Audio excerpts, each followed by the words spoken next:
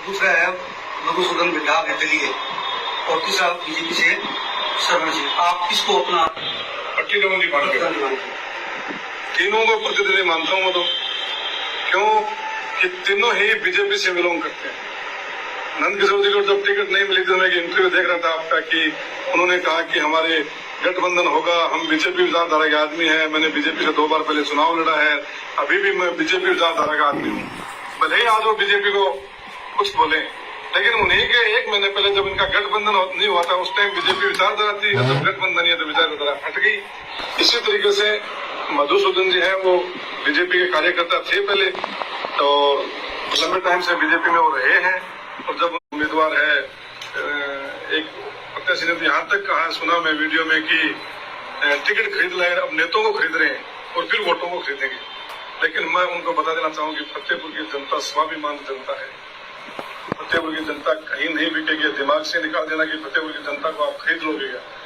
फतेहपुर के 2.5 लाख जो वोटर हैं, वो एक वोट भी नहीं बिकेगा। एक वो अपने स्वाभिमान से देते हैं और अपने स्वाभिमान को जिंदा रख करके और वोट आ जाएंगे। अभी जो कैंडिडेट है वो आप पे तानाशाह, निरंकुश और भ्रष्टाचार के आरोप लगाते हैं कि 5 साल में भ्रष्टाचार चरण पे रहा, तानाशाही बिल्कुल भगवान के कई तरह के आरोप लगा रहे हैं। जैसे कह रहे हैं कि जिस भी विभाग में जाते हैं वहाँ सुविधा शुल्क के नाम पर भागी काम किया जाता है। इस तरह के आरोप आप पे लगाए जा रहे हैं। तो आरोप कोई भी लगा सकता है। आरोप लगाने के साथ साथ साबित करना चाहिए।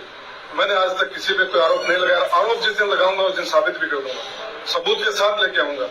लेकिन वो आरोप लगाना उनकी जुबान है, लगा सकते हैं, विपक्ष का काम है। और विपक्ष में हम भी रहे हैं, लेकिन हमने कभी अच्छी राजनीतिक नहीं की है। हम राजनीति करते हैं सिद्धांतों के ऊपर। अगर सत्ता पक्ष गलत काम करता है, जनहित का काम नहीं होता है, जनता के खिलाफ का काम होता है, तो हम उसको आवाज उठाते हैं कि नहीं, ये जनहित का काम नहीं है, आप ये गलत कर रहे हो। लेकिन हमने कभी ऐसी अच्छी राजनीति की।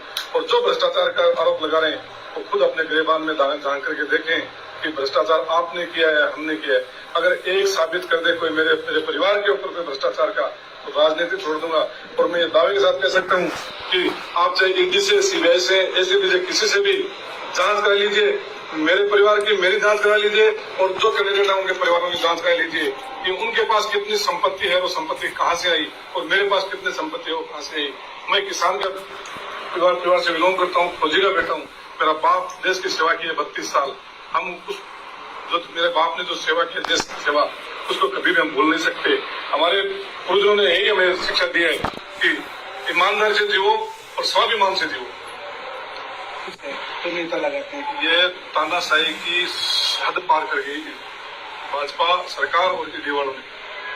क्या मिला उनको?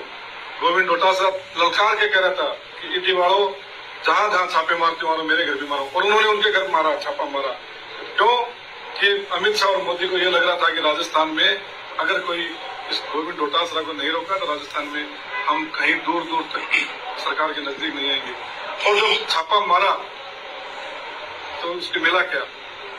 1 रुपया भी अगर वहां मिल जाता अवैध, कि ये रुपया आपको अवैध है या कैसे भ्रष्टाचार का है, तो ईडी वाले करते। हमने पूछा ईडी वालों से, हमने जब हम आंदोलन करे थे, ईडी वाले बाहर थे, हमने पूछा उनको कि आप हमें ये बता दो कि गोविंद डोटासरा के घर कितनी संपत्ति मिली है अवैध, या इतना कुछ भ्रष्टाचार के कागज मिले। कुछ नहीं मिला। ईडी वाले आगे जाए थे, पीछे से गए। जब निकले तो उनको निकलने के लिए जगह नहीं मिली थी। उनको शर्म के मारे उन्होंने कहा हम आगे से नहीं जाएंगे, पीछे से जाएंगे, और पीछे की दीवार फांद करके पीछे से गेट से वो लोग बाहर निकले थे। ये साल में जो आवती है गरीब करवा, लेकिन इस बार किस तरीके से विकास के कार्यों को लेकर आप जनता के बीच जाएंगे? बिल्कुल विकास के काम पर जाएंगे। पिछली बार 2018 में यूपी के माननीय मुख्यमंत्री जी आए थे, उन्होंने इसको हिंदू और मुसलमान करने की कोशिश की थी। लेकिन धन्यवाद देना चाहूंगा फतेहपुर की जनता को कि फतेहपुर की जनता ने उसको नकार दिया कि हम एक साथ रहने वाले हैं, एक साथ रहेंगे, गंगाधर तहजीब से जिएंगे। हम सब हिंदू मुस्लिम एक साथ खाना खाते हैं, एक साथ बैठते हैं, एक दूसरे दर्शन करते हैं। तो उसको नकार के और उन्होंने मुझे समर्थन दिया और राजस्थान की विधानसभा में भेजा। इसी तरीके से इस बार भी चाहे कितना भी कर ले वो नहीं होगा। विकास के काम पर जनता वोट देगी। जिला मंत्री है सरोज खडवासा, उनका भी एक वीडियो है वायरल हो रहा है कि बताया जा रहा है कि 15 साल जो आपका ये राज रहा, पीछे का राज जो पाकिस्तान में, ऐसा कुछ वीडियो आ रहा है, वो लगातार सोशल मीडिया पर आ रहा है। ऐसे कुछ माहौल बनाने की कोशिश मैंने सुना नहीं क्या उसने बोला है, लेकिन मैं अगर ऐसी बात उसने बोली तो मैं उस बात की खंडन करता हूँ। कि वो अगर हमें पाकिस्तानी बताती है तो मैं उसको, जो भी जिसने भी बोला है, उसको चैलेंज करता हूँ कि आप से ज्यादा वफादार हम हैं इस देश के। हमारे पूर्वजों ने 3 पीढ़ियों ने इस देश की रक्षा की है बॉर्डर के ऊपर। मेरे पिताजी ने 32 साल बॉर्डर की रक्षा की है और आज भी मेरा भाई, मेरा भांजा, मेरा भतीजा देश की सेवा कर रहे हैं। और मेरे गांव के और मेरे कम्युनिटी के लोग बहुत सारे शहीद हुए हैं। उनको मैं पूछना चाहूंगा कि आपका परिवार का कोई एक भी फौज में है क्या, एक भी शहीद हुआ है क्या? मेरे परिवार के, मेरे रिश्तेदार शहीद हुए हैं इस देश की सेवा करते करते। किस तरह हमको आप पाकिस्तानी कह सकते हो? इस देश में जन्मे हैं, इस देश के वासिंदे हैं, इस देश में जिएंगे, इस देश में मरेंगे और इस देश के ऊपर आंच नहीं आने देंगे। इस देश के ऊपर कोई उंगली उठाएगा उसको हाथ काट डालेंगे। अगर इस देश को हमारे पाने की नहीं, खून की जरूरत पड़ी तो हम खून देने के लिए तैयार हैं इस देश के लिए। सट्टा मार है, एक पढ़ा लिखा कैंडिडेट आया, यही बातें हमेशा सामने आती, क्या कहीं उसको लेकर? भाजपा ने जो कैंडिडेट उतारा है वो शिक्षा के क्षेत्र में अपना बिजनेस करते हैं वो, और मैं इस बात को मानता हूँ कि उसने शिक्षा में अच्छा विस्तार किया, अच्छा काम किया है, लेकिन साथ साथ बिजनेस भी कि अपने चाहे कोचिंग हो चाहे स्कूल हो में एक बिजनेस के तौर पर उन्होंने शिक्षा का विस्तार किया है, लेकिन फिर भी शिक्षा दी है। और वो अभी बता रहे हैं कि मैं फतेहपुर का हूँ, फतेहपुर का रहने वाला हूँ। हाँ, अच्छी बात है, वो रोसावा गांव है, मेरे गांव से थोड़ा आगे वहां के वो रहने वाले हैं, लेकिन फिलहाल वो सीकर में सेटल है, सीकर से आते हैं और उनका पूरा परिवार, उनका पूरा घर सीकर सेटल है।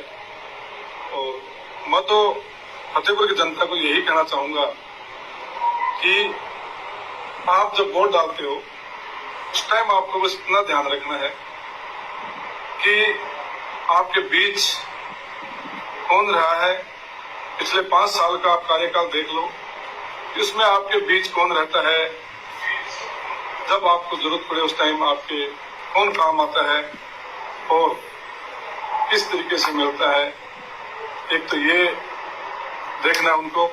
एक जो पिछले 5 साल में मैंने विकास के जो काम करवाए हैं वो काम को देखना है कि चाहे कोई भी क्षेत्र हो, चाहे फतेहपुर में सड़क हो, चाहे धनका हॉस्पिटल हो, नेचर पार्क हो, फतेहपुर को नगर परिषद, नगर पालिका से नगर परिषद बनाना हो,